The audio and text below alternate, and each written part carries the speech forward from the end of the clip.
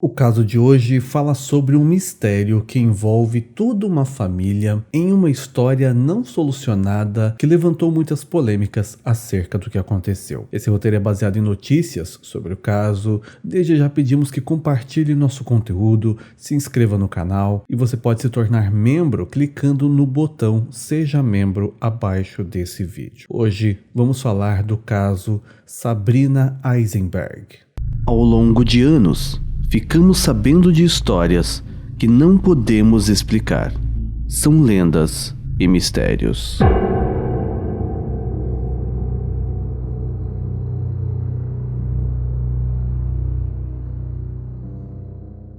Essa história se passou na Flórida, Estados Unidos, região sudeste do país, um estado repleto de praias, onde a mais conhecida é Miami, mas que tem outros pontos que deixam esse local bastante relevante para turistas. É lá que fica a Disney, entre outros parques famosos. Em 1997, lá viviam Marlene e Steve Eisenberg, junto com seus 3 filhos, William, Mônica e a pequena Sabrina, recém-nascida, que quando tudo aconteceu tinha apenas 4 meses. Segundo as matérias, eles viviam em uma localidade chamada Val Rico, onde em entrevistas a família diz que tinha uma sensação de segurança por ser um local tranquilo, onde não haviam nem muitos crimes relatados. A família aparentava ser, segundo a vizinhança, feliz, nunca criaram problemas. Quem morava perto deles diz que eles eram sempre tranquilos e as crianças, pelo menos os mais velhos, pareciam se dar muito bem com os pais. Em nenhum momento ouvia-se brigas ou discussões. Até mesmo as crianças pareciam bem quietas. O que ninguém podia imaginar é que essa família se tornaria o centro de uma história polêmica e misteriosa. Tudo começou no dia 24 de novembro de 1997. Nessa época, Sabrina estava quase completando 5 meses de vida. Ela vinha se desenvolvendo muito bem e levava uma vida relativamente confortável e tranquila. A mãe conta que, como de costume, durante a noite, ela sempre olhava se a bebê precisava de algum cuidado.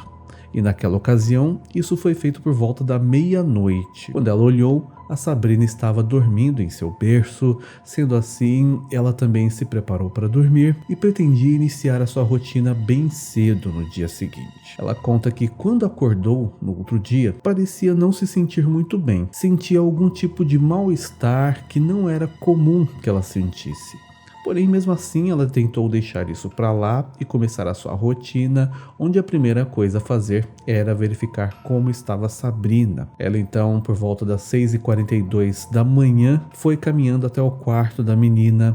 Porém, para o seu desespero, a mãe percebeu que o berço estava vazio. Além da Sabrina, havia sumido também o seu pequeno cobertor que a menina usava, uma pequena manta amarela e azul para ser mais preciso. Imediatamente a mulher começou a gritar pela casa que a filha tinha sumido, assustando e acordando o restante da família. Enquanto isso, ela já pegou o telefone e se comunicou com a polícia. De acordo com as gravações das chamadas, enquanto ela falava com o atendente, o seu marido verificou se as outras crianças estavam bem e elas estavam no quarto, tinham acabado de acordar com os gritos da mãe. Enquanto a polícia ia até o local, a Marlene saiu correndo de casa e nesse momento ela já havia percebido que a porta da garagem estava aberta e provavelmente tinha ficado assim a noite toda, e qualquer um que percebesse isso, segundo ela, poderia entrar e teria acesso à casa toda. A mãe ainda rodou pela vizinhança, sempre gritando, procurando a sua filha.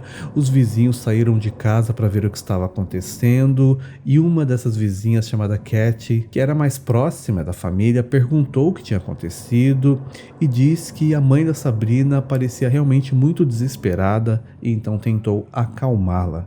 Assim que a polícia chegou, como procedimento padrão, eles foram verificar a casa, tentar encontrar vestígios de alguém que tenha entrado lá e raptado a Sabrina. De início não foram identificados indícios de arrombamento, nem nas portas ou janelas da casa.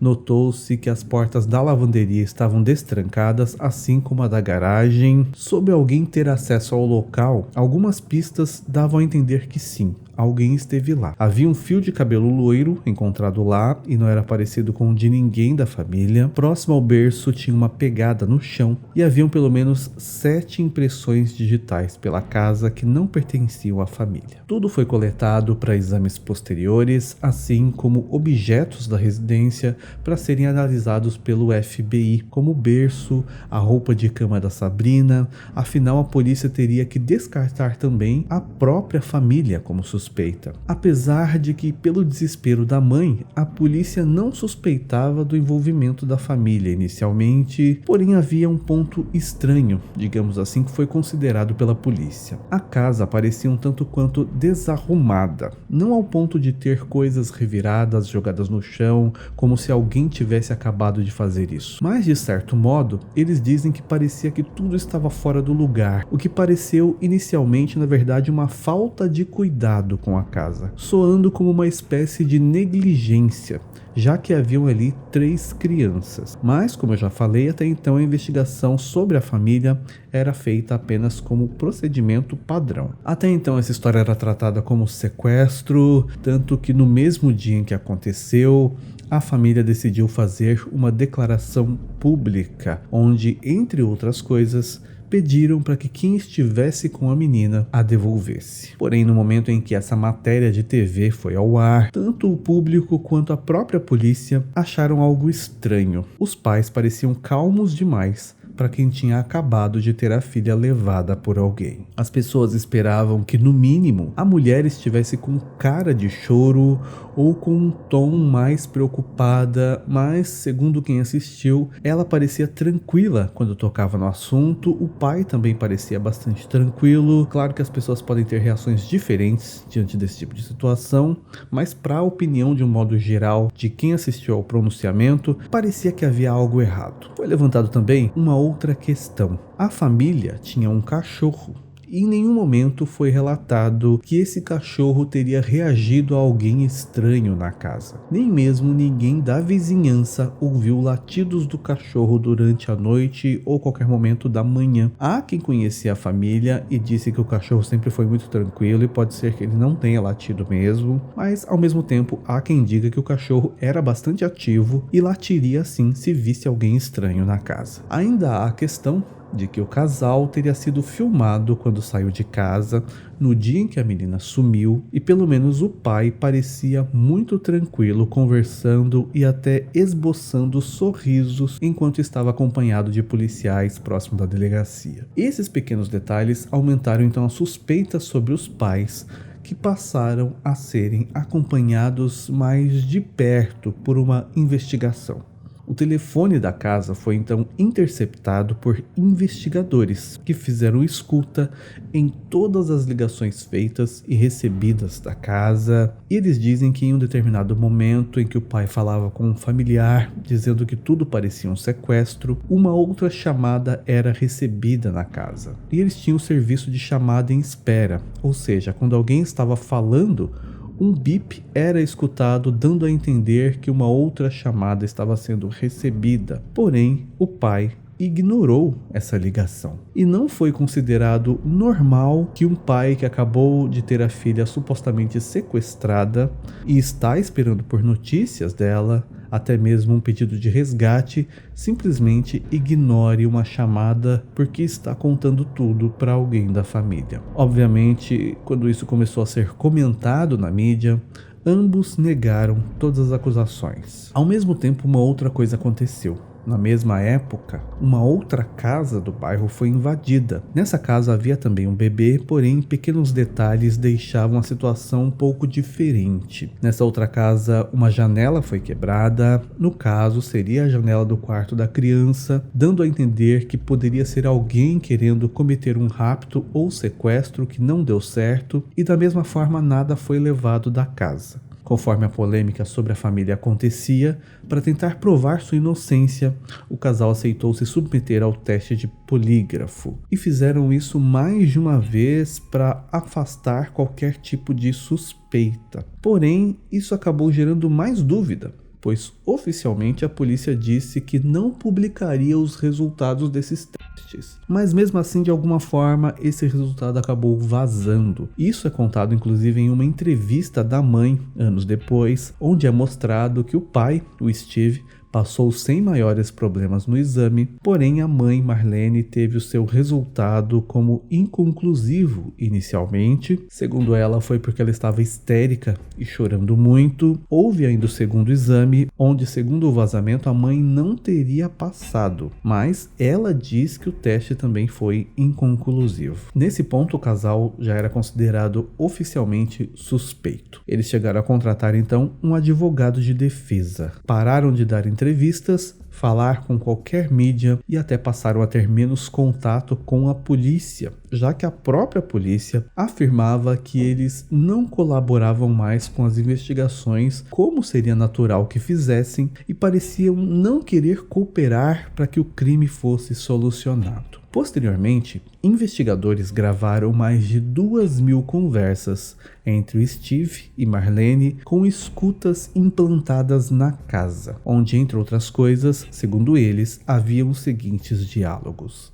O bebê está morto e enterrado. Foi encontrado morto porque você fez isso. O bebê está morto, não importa o que você diga. Você fez isso. Há também uma fala em que o Steve disse: eu gostaria de não ter feito mal a ela. Algumas fontes também citam que existiu um áudio onde a Marlene dizia que o Steve matou a Sabrina por estar drogado. Porém, essas gravações não têm uma boa qualidade e apenas ouvindo sem transcrição, muita gente nem entende o que é dito. O que parecia sugerir que essa transcrição, o texto obtido dessa conversa, levava a crer que aquelas palavras eram ditas, como se o texto induzisse a pessoa que ouve a entender aquilo. Esse mesmo áudio passou por diversos especialistas e todos diziam que com aquela qualidade de áudio era impossível dizer que aquelas palavras eram as que o casal citava. De qualquer forma, eles foram presos, acusados de conspiração e por terem mentido para a polícia nos interrogatórios. Porém, um juiz retirou as queixas contra os dois, alegando que as gravações eram de péssima qualidade e não podiam assim ser usadas como prova, e mais uma vez afirmou que não podia ouvir perfeitamente o que era falado pelo casal e isso não comprovava a culpa deles. O tempo passou, o caso permaneceu sem grandes avanços e sem nenhuma solução. Quando foi em junho de 99, a família se mudou para Bethesda, Maryland, para tentar fugir da mídia, da exposição que o caso teve. Eles chegaram também a processar o Estado pedindo uma indenização milionária, sem o valor exato divulgado, por danos morais devido a essa suspeita que se teve sobre eles. O caso ficou então sem novas evidências até o ano de 2008, quando um presidiário, colega de cela de um homem chamado Scott Overbeck, contou que tinha informações muito importantes sobre o desaparecimento de Sabrina Eisenberg. Ele disse que seu colega de cela, o Scott, foi responsável por sumir com o corpo da menina antes da família relatar o suposto rapto, e o corpo teria sido jogado em um local onde existiam armadilhas para se caçar caranguejo, um local de difícil acesso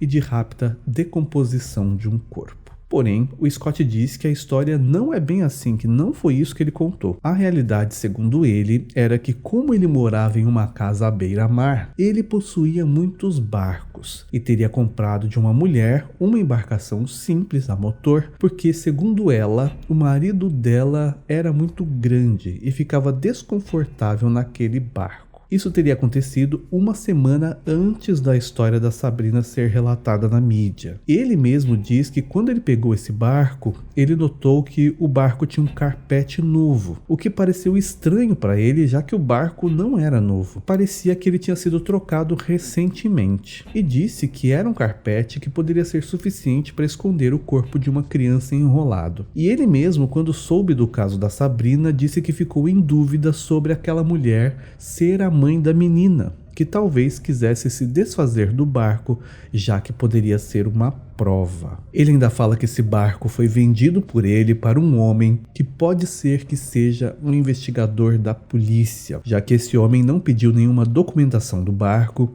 e insistiu para comprá-lo mesmo com o motor sem funcionar. Essa história obviamente foi negada pelos pais da Sabrina. Eles disseram que nunca tiveram um barco e de fato não há registros de que eles já tiveram alguma vez algum tipo de embarcação.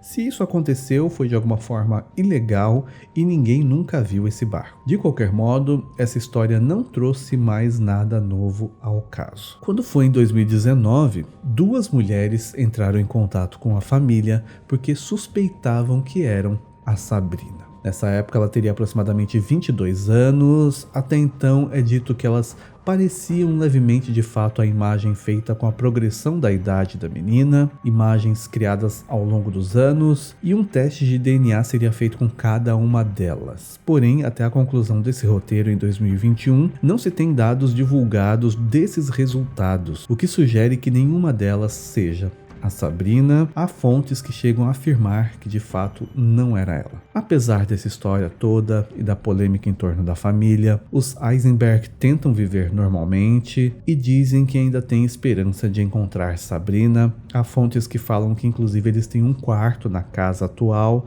que seria separado para caso ela volte. No entanto, mais nada se soube sobre Sabrina Eisenberg e o seu paradeiro, assim como nada se sabe do que aconteceu exatamente aquela noite. E tudo permanece um verdadeiro mistério. Se você já conhecia essa história, pode dizer algum detalhe que não comentamos nesse vídeo, pode também sugerir outros temas para trazermos ao canal. Agora no final veremos os nomes dos apoiadores nível perito. Obrigado por assistir até aqui, por enquanto é só e até mais.